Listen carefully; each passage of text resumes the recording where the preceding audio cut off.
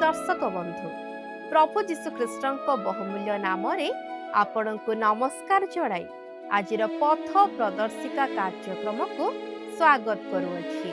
नियमित यह कार्यक्रम देखु थांतु और आंभ मान सहित फोन रे जोगाजोग जारी रखि थांतु। प्रभु निश्चय आशीर्वाद करिवे। गत अध्ययन रे आमे याकूब किपरि तांको मां रिबिकांको सहाय्य रे पिता इसाकଙ୍କୁ प्रतारित करी से आशीर्वाद प्राप्त कले जा इसाक एसोंकु देबाकु चाहुथिले। जदियो ईश्वर पूर्वरु प्रतिज्ञा करिथिले जे बड़ भाई सानो भाईर सेवा करिबो, किंतु याकूब और रिबिका ईश्वरଙ୍କ प्रतिज्ञा उपरे भरोसा रखि पारिले नाही तो आशीर्वाद पाइबा पई छलनार आश्रय नेले। इसाकଙ୍କ मनरे सन्देह थिले मध्य से शेषरे प्रतारित हेले एवं याकूबଙ୍କୁ आशीर्वाद देले। जेतेबेले एसो फेरिले एवं सबु जानिबाकु पाइले से अति दुखरे कांदिले एवं याकूबଙ୍କ प्रति क्रोधित हेले। रिबिका जहाकु एक अल्प दिनर विच्छेद बोली भाबुथिले ताहा अनेक वर्षरे परिणत हेला एवं से पुणी केबे याकूबଙ୍କୁ देखि पारिले नाही। आजिर अध्ययन रे आमे अध्ययन करिबा जेउठारे बेथेल ठारे ईश्वर याकूबଙ୍କୁ दर्शन दियंती और याकूब प्रभुଙ୍କ निकटरे एक मानसिक संकल्प करंती। तेबे आसंतु वक्ताଙ୍କ सहित आजिर अध्ययन आरंभ करिबा।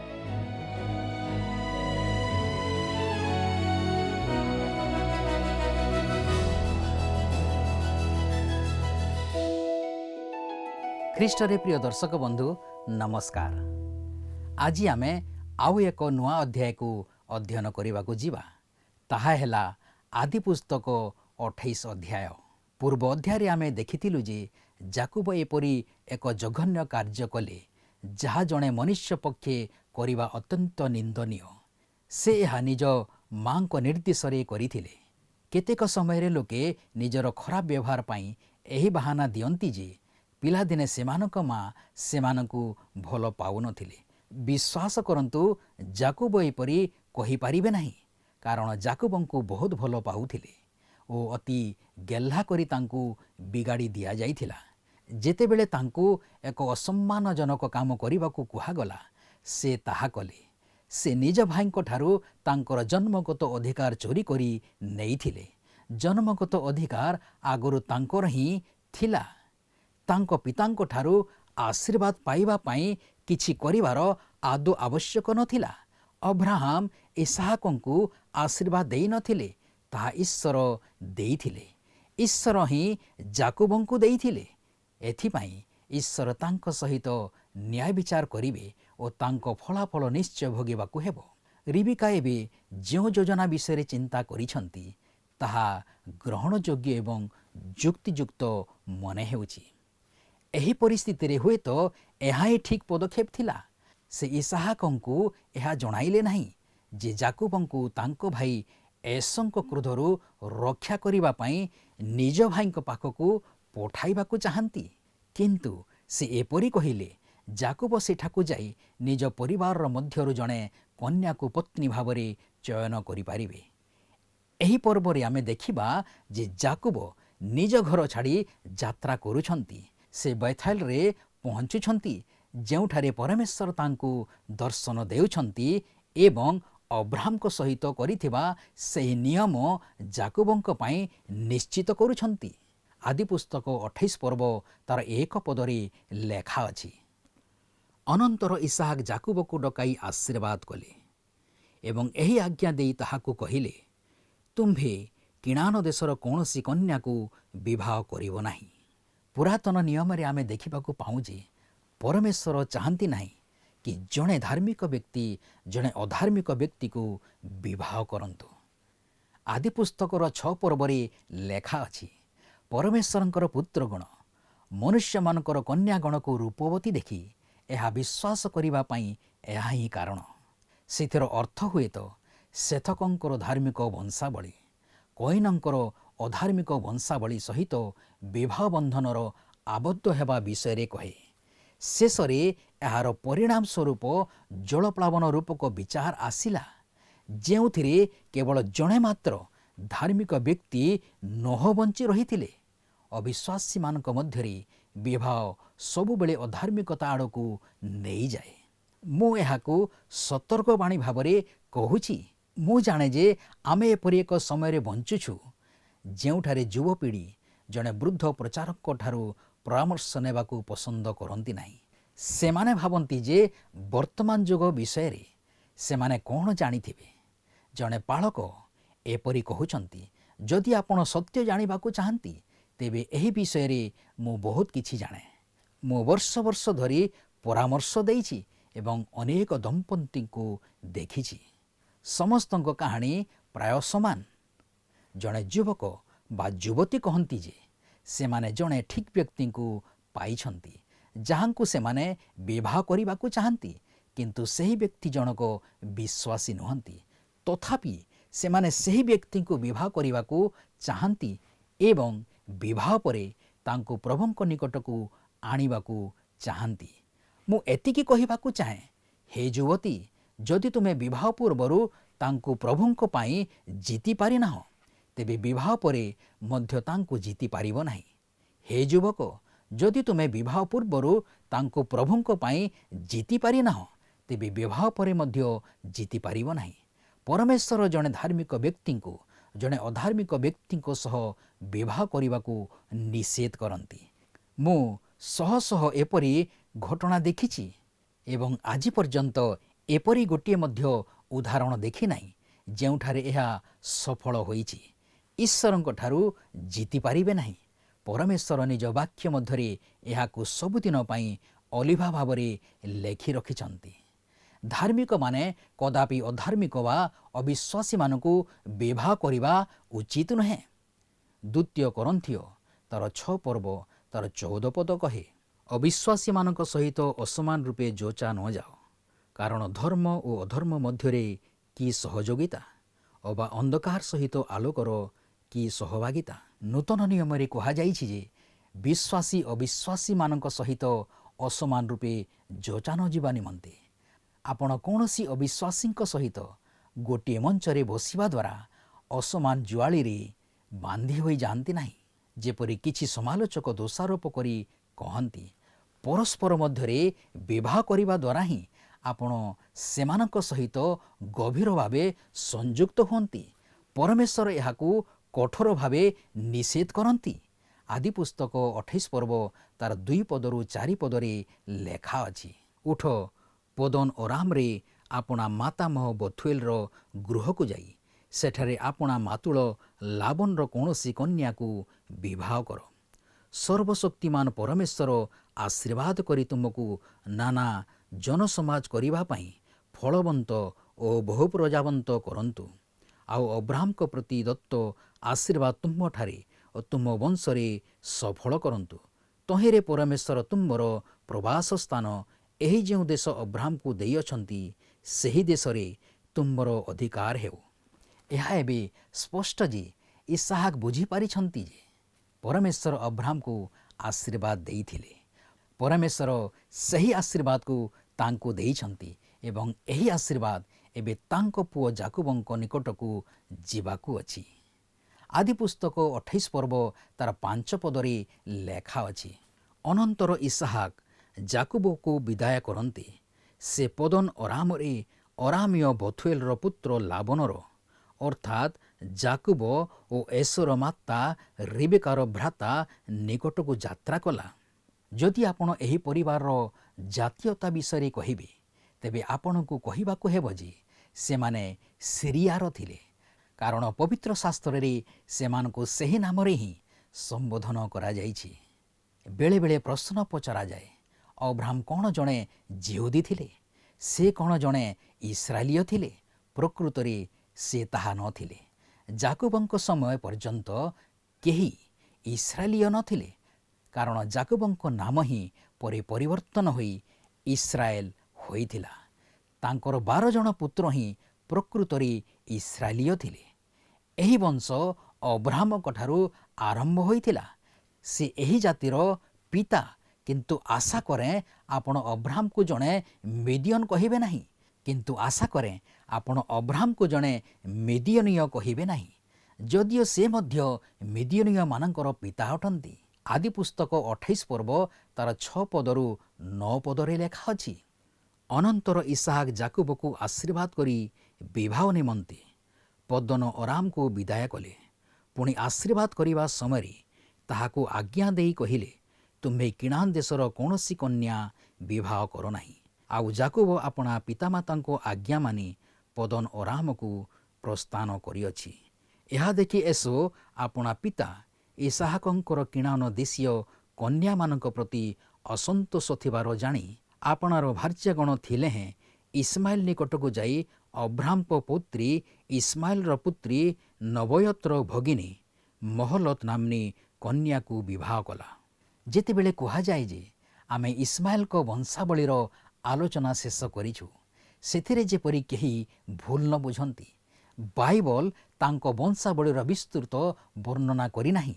କିନ୍ତୁ ଯେତେବେଳେ ତାଙ୍କ ବଂଶର କେହି ଖ୍ରୀଷ୍ଟଙ୍କ ଆଡ଼କୁ ଯାଉଥିବା ମୁଖ୍ୟ ବଂଶାବଳୀ ସହିତ ସଂଯୁକ୍ତ ହୁଏ, ସେତେବେଳେ ତାଙ୍କ ନାମ ଉଲ୍ଲେଖ କରାଯିବ।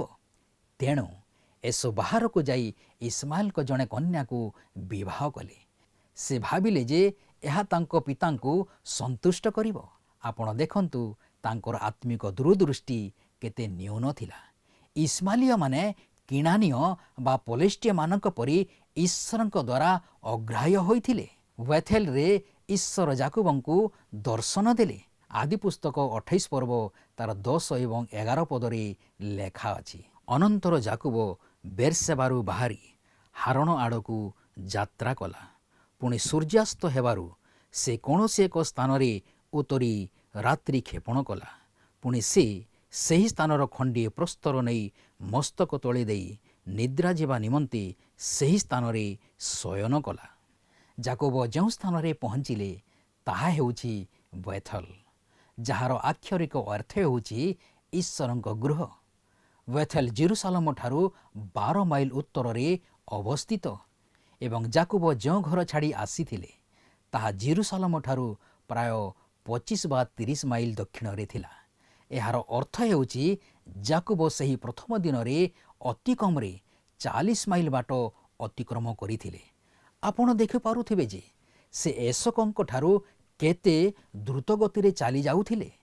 ସେ ଯେତେ ସମ୍ଭବ ଏସୋଙ୍କ ଠାରୁ ଦୂରକୁ ଯିବାକୁ ଚାହୁଁଥିଲେ, କିନ୍ତୁ ସେ ଏସୋଙ୍କ ଠାରୁ ଯେତେ ଦୂରକୁ ଯାଉଥିଲେ ନିଜ ଘରଠାରୁ ମଧ୍ୟ ସେତେ ଦୂର ହୋଇଯାଉଥିଲେ। ଆପଣ କ'ଣ ଭାବୁଛନ୍ତି ସେହି ରାତ୍ରିରେ ଯାକୁବଙ୍କ ମନରେ କିପରି ଭାବନା ଆସୁଥିବ? ନିଶ୍ଚିତ ଭାବେ ସେ ବହୁତ ଏକାକୀ ଅନୁଭବ କରିଥିବେ। ବୋଧହୁଏ ସେ ଘର କଥା ମନେ ପକାଇ ବହୁତ ବ୍ୟାକୁଳ ହୋଇପଡ଼ିଥିବେ। ବାଇବଲ ଅନୁସାରେ ଏହା ଥିଲା ତାଙ୍କ ଘରୁ ଦୂରରେ କଟିଥିବା ପ୍ରଥମ ରାତି। ମୋର ପ୍ରିୟ ବନ୍ଧୁ, ଆପଣଙ୍କର ସେହି ପ୍ରଥମ ରାତି କଥା ମନେ ଅଛି, ଯେତେବେଳେ ଆପଣ ପ୍ରଥମ କରି ନିଜ ଘରୁ ଦୂରକୁ ଯାଇଥିଲେ? ଯାକୁବ ଏବେ ବୟସ୍କ ହୋଇସାରିଛନ୍ତି, ଜଣେ ବେଶ ବଡ଼ ପୁଅ, କିନ୍ତୁ ମୁଁ ଭାବୁଛି ସେହି ରାତିରେ ସେ ବହୁତ ଘରକୁ ଝୁରିଥିବେ। ରିବିକାଙ୍କ ଠାରୁ ଦୂରରେ ଏହା ତାଙ୍କର ପ୍ରଥମ ରାତ୍ରି ଥିଲା। ସେ ସାରା ଜୀବନ ତାଙ୍କ ମାଙ୍କ ପଣତ କାନିରେ ବାନ୍ଧି ହୋଇ ରହିଥିଲେ, ଆଉ ଏବେ ସେହି ବନ୍ଧନ ଛିଣ୍ଡି ଯାଇଛି। ସେ ଏବେ ସମ୍ପୂର୍ଣ୍ଣ ନିଜ ଭରସାରେ ବାହାରି ଅଛନ୍ତି ଏବଂ ଘରୁ ଦୂରରେ ଏହା ତାଙ୍କର ପ୍ରଥମ ରାତି। ଲକ୍ଷ୍ୟ କରନ୍ତୁ ତାପରେ କ'ଣ ହେଲା। ସେ ଶୋଇପଡ଼ୁଛନ୍ତି ଏବଂ ପଥର ଗୁଡ଼ିକୁ ନିଜର ତକିଆ ଭାବରେ ବ୍ୟବହାର କରୁଛନ୍ତି। ବେଥେଲ ଏକ ଅତ୍ୟନ୍ତ ଶୁଷ୍କ ସ୍ଥାନ। ଏହାକୁ ଏକ ଉନ୍ମୁକ୍ତ ଅନୁର୍ବର ଭୂମି ଭାବରେ ବର୍ଣ୍ଣନା କରାଯାଇଛି, ଯେଉଁଠାରେ କେବଳ ବଡ଼ ବଡ଼ ପଥର ସବୁ ବିଛେଇ ହୋଇ ପଡ଼ିଛି। ସମୁଦ୍ର ପତ୍ତନ ଠାରୁ ଏହା ପାହାଡ଼ିଆ ଅଞ୍ଚଳରେ ପ୍ରାୟ 1200 ଫୁଟ ଉଚ୍ଚରେ ଅବସ୍ଥିତ। ବେଥଲ ପରି କାଲିଫର୍ଣ୍ଣିଆର ମରୁଭୂମି ଅଞ୍ଚଳରେ ଏପରି ଅନେକ ସ୍ଥାନ ଅଛି। ଆଦି ପୁସ୍ତକ 28 ପର୍ବ ତାର 12 ଏବଂ 13 ପଦରେ ଲେଖା ଅଛି, ତହିଁରେ ସେ ସ୍ୱପ୍ନ ଯୋଗେ ପୃଥିବୀରେ ସ୍ଥାପିତ ଗୋଟିଏ ସୋପାନ ଦେଖିଲା। ତହିଁର ମସ୍ତକ ଗଗନସ୍ପର୍ଶୀ। ପୁଣି ଦେଖ, ତାହା ଦେଇ ପରମେଶ୍ୱରଙ୍କ ଦୂତଗଣ ଆରୋହଣ ଓ ଅବରୋହଣ କରୁଅଛନ୍ତି। ଆଉ ଦେଖ, ସଦାପ୍ରଭୁ ତହିଁ ଉପରେ ଠିଆ ହୋଇ କହିଲେ, ଆମ୍ଭେ ସଦାପ୍ରଭୁ ତୁମ୍ଭ ପୂର୍ବପୁରୁଷ ଅବ୍ରାହ୍ମର ପରମେଶ୍ୱର ଓ ଇସାହାକର ପରମେଶ୍ୱର ଅଟୁ। ତୁମ୍ଭେ ଏହି ଯେଉଁ ଦେଶରେ ଶୟନ କରୁଅଛ, ତାହା ଆମେ ତୁମ୍ଭକୁ ଓ ତୁମ୍ଭ ବଂଶକୁ ଦେବା। ଯେଉଁ ଅଞ୍ଚଳରେ ଯାକୁବ ସେହି ରାତିରେ ରହିଥିଲେ, ଏହା ସେହି ଅଞ୍ଚଳ ଯେଉଁଠାରେ ଅବ୍ରାହମ ପଲେଷ୍ଟିଆ ଦେଶରେ ପହଞ୍ଚିବା ପରେ ପରମେଶ୍ୱର ତାଙ୍କୁ ପ୍ରଥମ ଥର ପାଇଁ ଦର୍ଶନ ଦେଇଥିଲେ। ଆଦି ପୁସ୍ତକ 28 ପର୍ବ ତାର 14 ପଦରେ ଲେଖା ଅଛି, ତୁମ୍ଭର ବଂଶ ପୃଥିବୀର ଧୂଳି ପରି ଅସଂଖ୍ୟ ହେବେ।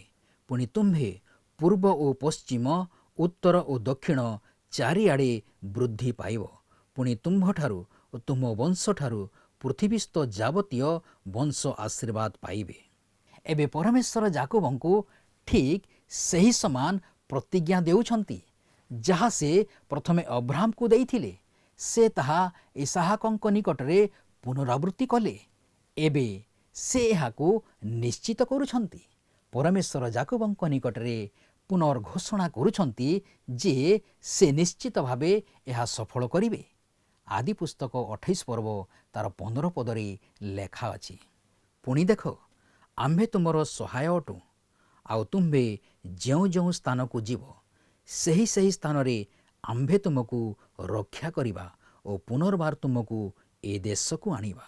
କାରଣ ଆମ୍ଭେ ଯାହା ତୁମକୁ କହିଅଛୁ ତାହା ସଫଳ ନ କରିବା ଯାଏ ଆମ୍ଭେ ତୁମକୁ ପରିତ୍ୟାଗ କରିବା ନାହିଁ।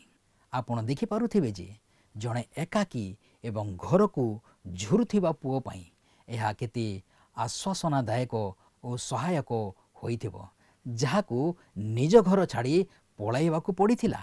ସେ ଏକ ସୁନ୍ଦର ଦେଶକୁ ଯାତ୍ରା କରୁଛନ୍ତି ଏବଂ ସେହି ପ୍ରଥମ ରାତିରେ ପରମେଶ୍ୱର ତାଙ୍କୁ କହୁଛନ୍ତି, ସେହି ସ୍ଥାନରେ ଆମେ ତୁମକୁ ରକ୍ଷା କରିବା ଓ ପୁନର୍ବାର ତୁମକୁ ଏ ଦେଶକୁ ଆଣିବା। ସ୍ୱପ୍ନରେ ଯେଉଁ ଦର୍ଶନ ଈଶ୍ୱର ଦେଲେ, ତାହା ପୃଥିବୀରୁ ସ୍ୱର୍ଗକୁ ଲମ୍ବିଥିବା ସୋପାନ ଥିଲା। ପ୍ରଭୁ ଯୀଶୁ ନିଜେ ବ୍ୟାଖ୍ୟା କରିଥିଲେ, ଯେତେବେଳେ ନିଥନିଏଲଙ୍କୁ ଆହ୍ୱାନ କରିଥିଲେ। ଯୋହନ 1 ପର୍ବ ତାର 45 ଏବଂ 51 ପଦରେ ଲେଖା ଅଛି, ପ୍ରକୃତରେ ନିଥନିଏଲ ଟିକିଏ ଚତୁର ପ୍ରକୃତିର ଲୋକ ଥିଲେ। ଯେତେବେଳେ ଯୀଶୁଙ୍କ ବିଷୟ ଶୁଣିଲେ, ସେ କହିଲେ, ନାଜରିତରୁ କି କୌଣସି ଉତ୍ତମ ବିଷୟ ଉତ୍ପନ୍ନ ହୋଇପାରେ? ଫିଲିପ ତାଙ୍କୁ କହିଲେ, ଆସି ଦେଖ। ପ୍ରଭୁ ଯୀଶୁ ତାଙ୍କ ସହିତ କଥା କହୁଛନ୍ତି। ଯେତେବେଳେ ଯୀଶୁ ନିଥନିଏଲଙ୍କୁ ଜଣେ ନିଷ୍କପଟ ଇସ୍ରାଏଲୀୟ ବୋଲି କହିଲେ, ନିଥନିଏଲ ଆଶ୍ଚର୍ଯ୍ୟ ହୋଇ ପଚାରିଲେ, ଆପଣ ମୋତେ କିପରି ଜାଣିଲେ? ପ୍ରଭୁ ଯୀଶୁ ଉତ୍ତର ଦେଲେ, ଫିଲିପ ତୁମକୁ ଡାକିବା ପୂର୍ବେ ତୁମ୍ଭେ ଯେତେବେଳେ ଡିମିରି ଗଛ ତଳେ ଥିଲ, ସେତେବେଳେ ମୁଁ ତୁମକୁ ଦେଖିଥିଲି। ନିଥନିଏଲ ତାହାଙ୍କୁ ଉତ୍ତର ଦେଲେ, ହେ ରବି, ଆପଣ ଈଶ୍ୱରଙ୍କ ପୁତ୍ର, ଆପଣ ଇସ୍ରାଏଲର ରାଜା। ହଁ, ପ୍ରକୃତରେ ସେ ଜଣେ ବଡ଼ ସନ୍ଦେହୀ ଭାବରେ ଆରମ୍ଭ କରିଥିଲେ ମଧ୍ୟ ବହୁତ ଶୀଘ୍ର ପ୍ରଭାବିତ ହୋଇଯାଇଥିଲେ। ଯୀଶୁଙ୍କର ସେହି ଅଲୌକିକ ଜ୍ଞାନ ତାଙ୍କର ସମସ୍ତ ଯୁକ୍ତିକୁ ଶେଷ କରିଦେଇଥିଲା। ଯୀଶୁ ତାଙ୍କୁ ଉତ୍ତର ଦେଲେ, ମୁଁ ତୁମକୁ ଡିମିରି ଗଛ ତଳେ ଦେଖିଥିଲି ବୋଲି କହିବାରୁ କି ତୁମେ ବିଶ୍ୱାସ କରୁଅଛ? ତୁମ୍ଭେ ଏହାଠାରୁ ଆହୁରି ମହତ୍ ମହତ୍ ବିଷୟ ଦେଖିବ। ପୁଣି ସେ ତାହାଙ୍କୁ କହିଲେ, ସତ୍ୟ ସତ୍ୟ ମୁଁ ତୁମମାନଙ୍କୁ କହୁଅଛି, ତୁମ୍ଭେମାନେ ସ୍ୱର୍ଗକୁ ଉନ୍ମୁକ୍ତ ଓ ଈଶ୍ୱରଙ୍କ ଦୂତମାନଙ୍କୁ ମନୁଷ୍ୟପୁତ୍ରମାନଙ୍କ ଉପରେ ଆରୋହଣ ଓ ଅବତରଣ କରିବା ଦେଖିବ। ଯୋହନ 1 ପର୍ବ ତାର 50 ଏବଂ 51 ପଦରେ ଲେଖା ଅଛି। ଯୀଶୁ ତାଙ୍କୁ ଉତ୍ତର ଦେଲେ, ମୁଁ ତୁମକୁ ଡିମିରି ଗଛ ତଳେ ଦେଖିଥିଲି ବୋଲି କହିବାରୁ କି ତୁମେ ବିଶ୍ୱାସ କରୁଅଛ? ତୁମ୍ଭେ ଏହାଠାରୁ ଆହୁରି ମହତ୍ ମହତ୍ ବିଷୟ ଦେଖିବ। ପୁଣି ସେ ତାହାଙ୍କୁ କହିଲେ, ସତ୍ୟ ସତ୍ୟ ମୁଁ ତୁମମାନଙ୍କୁ କହୁଅଛି, ତୁମ୍ଭେମାନେ ସ୍ୱର୍ଗକୁ ଉନ୍ମୁକ୍ତ ଓ ଈଶ୍ୱରଙ୍କ ଦୂତମାନଙ୍କୁ ମନୁଷ୍ୟପୁତ୍ରଙ୍କ ଉପରେ ଆରୋହଣ ଓ ଅବତରଣ କରିବା ଦେଖିବ। ସେହି ସୋପାନ କ'ଣ? ପ୍ରଭୁ ଯୀଶୁ ସେହି ସୋପାନ। ସ୍ୱର୍ଗଦୂତମାନେ ମନୁଷ୍ୟପୁତ୍ରଙ୍କର ସେବା କରୁଥିଲେ। ସ୍ୱର୍ଗଦୂତମାନେ ଆରୋହଣ ଓ ଅବତରଣ କରୁଥିଲେ। ସେମାନେ ତାଙ୍କ ଆଜ୍ଞାର ବାଧ୍ୟ ଥିଲେ। ନିଥନିଏଲ ସେହି ସୋପାନର ଶୀର୍ଷରୁ ଈଶ୍ୱରଙ୍କ ବାଣୀ ଶୁଣିବେ ଏହି ଆମର ପ୍ରିୟ ପୁତ୍ର, ଯାହାଙ୍କଠାରେ ଆମର ପରମ ସନ୍ତୋଷ। ମୋର ବନ୍ଧୁ, ଆମ ସମୟରେ ଈଶ୍ୱର ମନୁଷ୍ୟ ପୁତ୍ରଙ୍କ ଦ୍ୱାରା ଆମ ସହିତ କଥା କହୁଛନ୍ତି। ଆମେ ସିଧାସଳଖ ପିତା ଈଶ୍ୱରଙ୍କ ନିକଟକୁ ଯାଇପାରିବା ନାହିଁ। ବିଭିନ୍ନ ସମୟରେ ଲୋକେ ଏପରି ସାକ୍ଷ୍ୟ ଦେବା ମୁଁ ଶୁଣିଛି। ମୁଁ ଯେତେବେଳେ ପରିବର୍ତ୍ତିତ ହେଲି, ଈଶ୍ୱରଙ୍କ ନିକଟକୁ ଆସିଲି, ଆମେ ଈଶ୍ୱରଙ୍କ ନିକଟକୁ ଯାଇନଥାଉଁ, ଖ୍ରୀଷ୍ଟଙ୍କ ମଧ୍ୟ ଦେଇ ଯାଇଥାଉଁ। ଆମେ ଯୀଶୁଖ୍ରୀଷ୍ଟଙ୍କ ମଧ୍ୟ ଦେଇ ପିତା ଈଶ୍ୱରଙ୍କ ନିକଟକୁ ଯାଇଥାଉଁ। ଈଶ୍ୱରଙ୍କ ନିକଟକୁ ଯିବା ନିମନ୍ତେ ଏକମାତ୍ର ପଥ ଅଟନ୍ତି। ଯୋହନ 14 ପର୍ବ ତାର 6 ପଦରେ ଲେଖା ଅଛି। ଯୀଶୁ ତାଙ୍କୁ କହିଲେ, ମୁଁ ପଥ, ସତ୍ୟ ଓ ଜୀବନ, ମୋ ଦେଇ ନ ଗଲେ କେହି ପିତାଙ୍କ ନିକଟକୁ ଯାଏ ନାହିଁ। ପ୍ରଭୁ ଯୀଶୁ ନିଜେ ସୋପାନ ଅଟନ୍ତି। ଆମେ ତାଙ୍କ ଉପରେ ଚଢ଼ିବା ନାହିଁ, ବରଂ ଭରସା କରିବା। ଏହି ସତ୍ୟ ପ୍ରଥମେ ପ୍ରତାରକ ଯାକୁବଙ୍କୁ ଦିଆଯାଇଥିଲା। ନିଥନିଏଲଙ୍କୁ ପ୍ରଭୁ କହିଲେ, ତୁମେ ଜଣେ ପ୍ରକୃତ ଇସ୍ରାଏଲୀୟ, ଯାହାଙ୍କଠାରେ କୌଣସି ଛଳନା ନାହିଁ, ଅର୍ଥାତ୍ ତୁମଠାରେ ଯାକୁବ ପରି ଗୁଣ ନାହିଁ। ନିଥନିଏଲ ଜଣେ ଜ୍ଞାନୀ ବ୍ୟକ୍ତି ଥିଲେ, କିନ୍ତୁ ସେ ଯାକୁବଙ୍କ ପରି ପ୍ରତାରକ ନଥିଲେ। କିନ୍ତୁ ଏହି ବ୍ୟକ୍ତି ଯାକୁବଙ୍କ ସହିତ ଈଶ୍ୱରଙ୍କ କିଛି କାର୍ଯ୍ୟ କରିବାକୁ ଯାଉଛନ୍ତି। ଈଶ୍ୱର ତାଙ୍କୁ ଆଶ୍ଚର୍ଯ୍ୟ ପ୍ରତିଜ୍ଞା ଦେଇଛନ୍ତି, କିନ୍ତୁ ଯାକୁବଙ୍କୁ ଏବେ ବି ବହୁତ କିଛି ଶିଖିବାର ଅଛି। ଆଜି ଆମ ସମସ୍ତଙ୍କ ପାଇଁ କ'ଣ ଏହା ସତ୍ୟ ନୁହେଁ କି? ଏଥିରେ କୌଣସି ସନ୍ଦେହ ନାହିଁ ଯେ ଈଶ୍ୱର ଆମକୁ ଶିକ୍ଷା ଦେବାକୁ ପଡ଼ିବ। ଈଶ୍ୱର ଆମକୁ ଶୃଙ୍ଖଳିତ କରିବାକୁ ପଡ଼ିବ। ସେ ପ୍ରେମରେ ଗ୍ରହଣ କରିଥିବା ପ୍ରତ୍ୟେକ ସନ୍ତାନକୁ ଶାସନ କରନ୍ତି, ସେ ଶୃଙ୍ଖଳିତ କରନ୍ତି। ସେ ଅବ୍ରାହ୍ମଙ୍କ ସହ ଏହା କରିଥିଲେ ଏବଂ ଇସାହାକଙ୍କ ସହ ମଧ୍ୟ ଏହା କରିଥିଲେ। ସେ ଯାକୁବଙ୍କ ସହ ମଧ୍ୟ ଏହା କରିବାକୁ ଯାଉଛନ୍ତି। ସେ ସମୟ ପର୍ଯ୍ୟନ୍ତ ସବୁକିଛି ଯାକୁବଙ୍କ ମନ ମୁତାବକ ଚାଲିଥିଲା। ଜଣେ ପାଳକ କହନ୍ତି ଯେ ସେ ଏକ ଦମ୍ପତିଙ୍କ ଠାରୁ ଚିଠି ପାଇଥିଲେ, ଯିଏ ଗୋଟିଏ ରାତିରେ ହଠାତ୍ ନିଜର 2 ବର୍ଷର ପୁଅକୁ ହରାଇଥିଲେ। ସେହି ସମୟ ପର୍ଯ୍ୟନ୍ତ ସବୁକିଛି ସେମାନଙ୍କ ଇଚ୍ଛା ଅନୁସାରେ ହେଉଥିଲା। ସେମାନେ ମଣ୍ଡଳୀର ସଦସ୍ୟ ଥିଲେ, କିନ୍ତୁ ସେମାନେ କପଟାଚରଣ କରୁଥିଲେ। ଅନେକ ଲୋକ କେବଳ ମଣ୍ଡଳୀର ସଦସ୍ୟ ହୁଅନ୍ତି, କିନ୍ତୁ ସେମାନେ ବ୍ୟକ୍ତିଗତ ଭାବେ ପ୍ରଭୁଙ୍କୁ ଜାଣନ୍ତି ନାହିଁ। ପ୍ରଭୁଙ୍କୁ ଆମକୁ ବିଶ୍ୱାସ କରିବାକୁ ପଡ଼ିବ। ସେ ଆମକୁ ଶୃଙ୍ଖଳିତ କରିବା ପାଇଁ ପରୀକ୍ଷା ମଧ୍ୟ ଦେଇ ଯିବାକୁ ଅନୁମତି ଦିଅନ୍ତି। ସେହି ପରୀକ୍ଷା ଗୁଡ଼ିକ ଆମକୁ ଦୃଢ଼ କରେ। ସେଗୁଡ଼ିକ ଆମ ଜୀବନରେ ସାହସ ଭରିଦିଏ ଏବଂ ଈଶ୍ୱରଙ୍କ ପାଇଁ ଛିଡ଼ା ହେବାକୁ ଆମକୁ ସମର୍ଥ କରେ। ଯାକୁବଙ୍କୁ ଏବେ ବି ବହୁତ ବାଟ ଯିବାକୁ ଅଛି। ଧ୍ୟାନ ଦିଅନ୍ତୁ ସେ କ'ଣ କରୁଛନ୍ତି। ଆଦିପୁସ୍ତକ 28 ପର୍ବ ତାର 16 ଏବଂ 17 ପଦରେ ଲେଖା ଅଛି। ଅନନ୍ତର ନିଦ୍ରା ଭଙ୍ଗ ହୁଅନ୍ତି। ଯାକୁବ ଜାଗ୍ରତ ହୋଇ କହିଲା, ଅବଶ୍ୟ ଏହି ସ୍ଥାନରେ ସଦାପ୍ରଭୁ ଅଛନ୍ତି, ମାତ୍ର ମୁଁ ତାହା ଜାଣିଲି ନାହିଁ। ପୁଣି ସେ ଭୀତ ହୋଇ ଆହୁରି କହିଲା, ଏ କିପରି ଭୟାନକ ସ୍ଥାନ! ଏ ତ ନିତାନ୍ତ ପରମେଶ୍ୱରଙ୍କର ଗୃହ।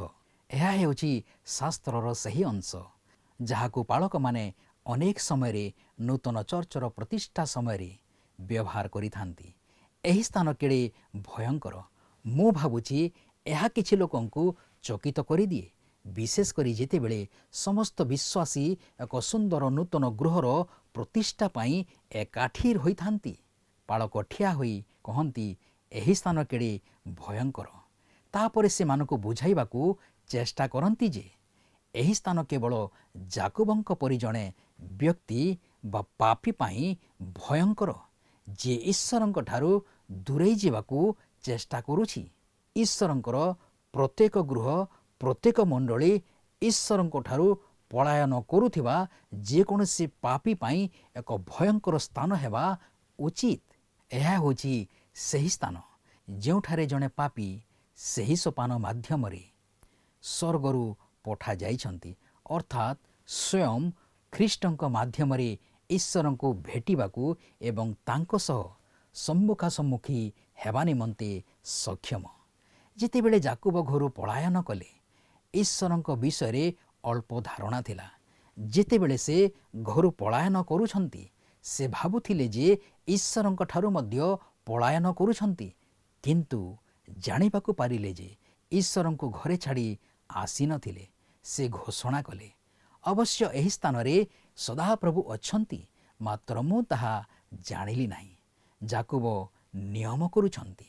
ଆଦି ପୁସ୍ତକ 28 ପର୍ବ ତାର 18 ଏବଂ 19 ପଦରେ ଲେଖା ଅଛି, ଅନନ୍ତର ଯାକୁବ ପ୍ରଭାତରେ ଉଠି ଯେଉଁ ପ୍ରସ୍ତର ମସ୍ତକ ତଳେ ଦେଇଥିଲା ତାହା ନେଇ ସ୍ତମ୍ଭ ରୂପେ ସ୍ଥାପନ କରି ତହିଁ ଉପରେ ତୈଳ ଢାଳିଲା।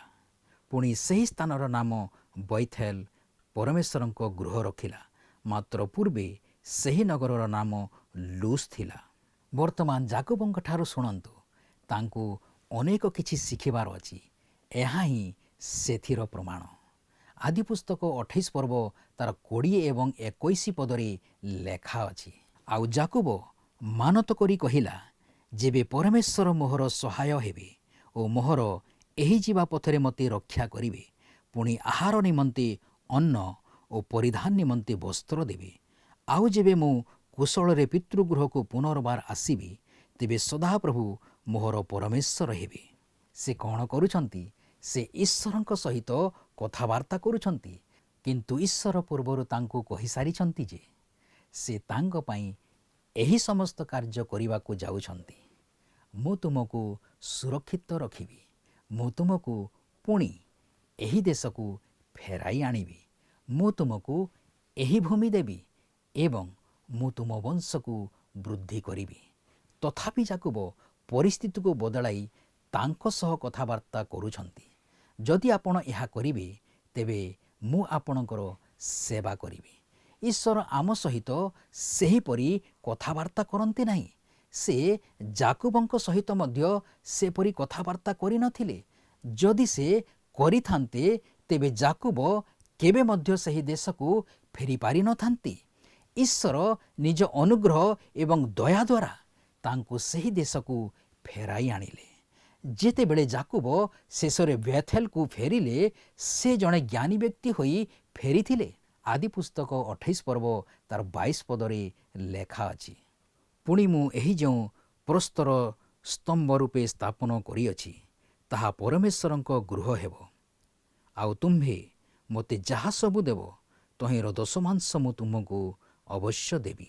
ମୋର ପ୍ରିୟ ବନ୍ଧୁ, ଆପଣ କେବଳ ଖ୍ରୀଷ୍ଟଙ୍କଠାରେ ବିଶ୍ୱାସ କରିବା ଦ୍ୱାରା ଈଶ୍ୱରଙ୍କ ସନ୍ତାନ ହୋଇପାରିବେ। ପ୍ରଭୁ ଆପଣଙ୍କୁ ଆଶୀର୍ବାଦ କରନ୍ତୁ। ଆଜି ତ ଆମ ସମୟ ଶେଷ ହେଲାଣି। ପରବର୍ତ୍ତୀ କାର୍ଯ୍ୟକ୍ରମରେ ପୁଣି ଥରେ ଆପଣଙ୍କ ସହିତ ସାକ୍ଷାତ ହେବ। ଆପଣଙ୍କ ଠାରୁ ବିଦାୟ ନେବା ପୂର୍ବରୁ ଆସନ୍ତୁ ପ୍ରାର୍ଥନା କରିବା। ମଙ୍ଗଳମୟ ପବିତ୍ର ପ୍ରଭୁ, ଆମେ ତୁମକୁ ଧନ୍ୟବାଦ ଦେଉଅଛୁ। ଆଜିର ସୁନ୍ଦର ବାକ୍ୟ ଦ୍ୱାରା ଆମମାନଙ୍କୁ ତୁମେ କଥା କହିଅଛ। ଆଜିର ଅଧ୍ୟୟନ ମଧ୍ୟରେ ଯାହା କିଛି ପ୍ରଭୁ ଆମେ ଶିକ୍ଷା ଲାଭ କରିଅଛୁ, ସେ ସମସ୍ତ ବିଷୟକୁ ବୁଝିବା ନିମନ୍ତେ ଆମମାନଙ୍କୁ ତୁମେ ସାହାଯ୍ୟ କର। ଗୌରବ ସମ୍ଭ୍ରମ କେବଳ ତୁମକୁ ଦେଇ ପ୍ରଭୁ ଯୀଶୁଙ୍କର ବହୁମୂଲ୍ୟ ନାମରେ ଏହି ପ୍ରାର୍ଥନା ମାଗୁଅଛୁ। ଆମେନ୍। ବହୁତ ବହୁତ ଧନ୍ୟବାଦ। ପ୍ରଭୁ ଆପଣମାନଙ୍କୁ ଆଶୀର୍ବାଦ କରନ୍ତୁ।